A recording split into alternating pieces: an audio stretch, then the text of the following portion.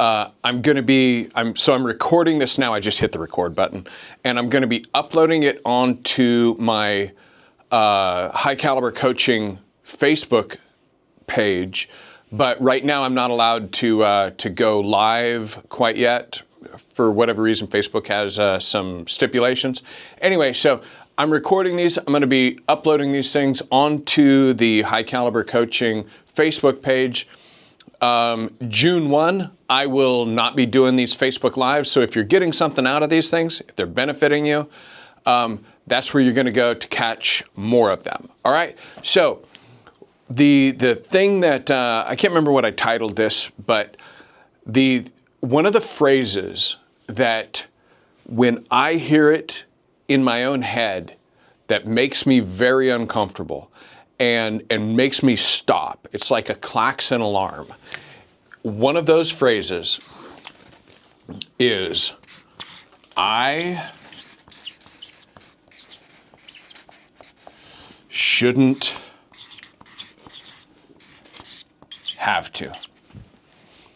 And when you hear that in your head, when you hear it out of your mouth, when you hear, I shouldn't have to, it reveals something. It actually means that you believe that you have a right to an outcome without a particular input, without you actually having to do something.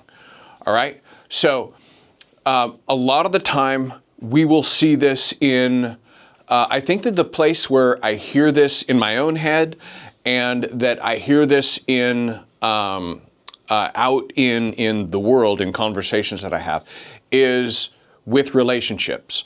Primarily, I'll hear this with people in their marriage. They'll be saying things like, I shouldn't have to communicate with my wife. She should just know. I shouldn't have to have sex with my husband. I shouldn't have to, I shouldn't have to. And what they want is they want the benefit of something that they're not doing. And that's a problem, right? When you say it like that, what I encourage people to do when they get into a situation like this is to complete the thought, right? So when people say, I shouldn't have to, they're only expressing half of a thought. And it's when we express the whole thought that we reveal the error, right? I shouldn't have to tell my wife. She should already know that I want to do this or that I feel this way or whatever, right? And when we say it the whole sentence, complete the entire sentence, that is when, if we're listening to our own words, we realize that's completely nuts. I should have to talk to my wife. I should have to explain things to my coworkers. I should have to have a conversation with my boss. I should have to do these things. Why should my wife know this? Why should my coworkers know this? Why, and this points deeper to usually a fear of some kind, because there's other people that are doing this, that are having these communications, that are having these behaviors and stuff. They're getting the results that I want. Why is it that they're freely able to do this and I feel stuck and like doing this? Why does it feel so scary? And the thing is that it's important that we go deeper and we explore, why is this? Our feelings and our emotions and stuff are not there just because.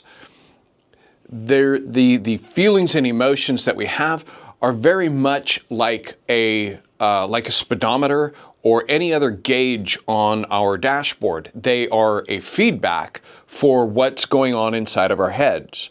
Right? So when we feel this anxiety and we feel this stress, it's pointing to something deeper. Okay? So other things that people say I shouldn't have to are things like our business. I shouldn't have to tell my employee this. I shouldn't have to market because we're so special. We don't even need to tell people that we're here. I shouldn't have to, communicate with my customer that what they asked for is not possible.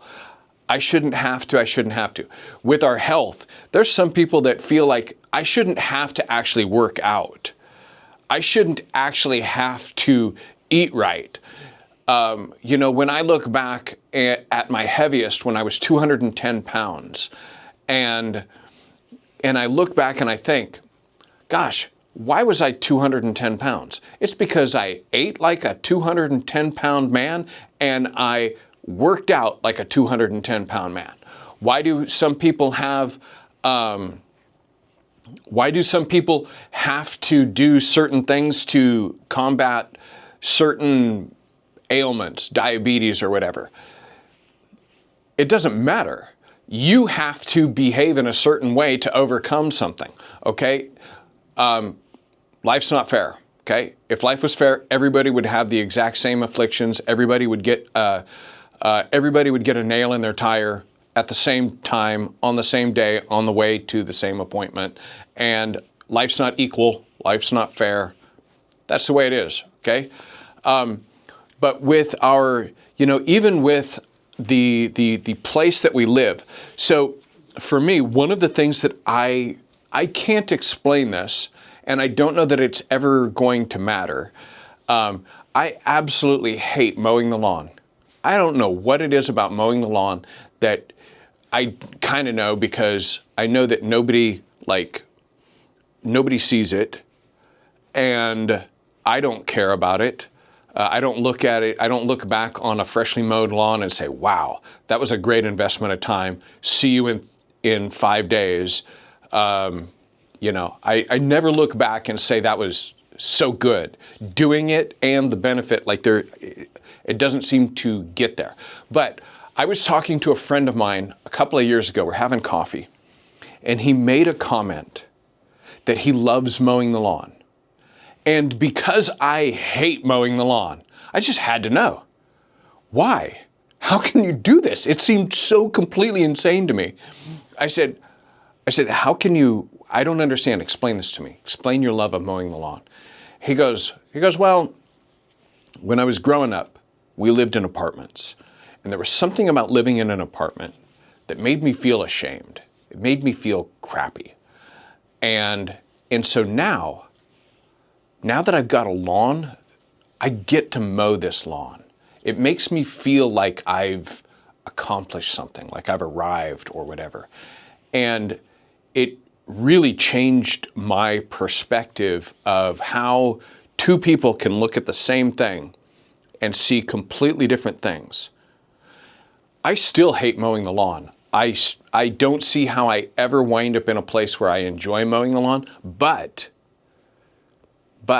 the power of story and the power of interpretation of events is a huge thing. Whenever you hear coming out of your mouth, whenever you hear somebody say, I shouldn't have to, I would challenge you to complete the sentence. Say, I shouldn't have to eat a certain way to look a certain way. I shouldn't have to fight this fight. I shouldn't have to, whatever. I shouldn't have to eat in a special way. It's just not fair.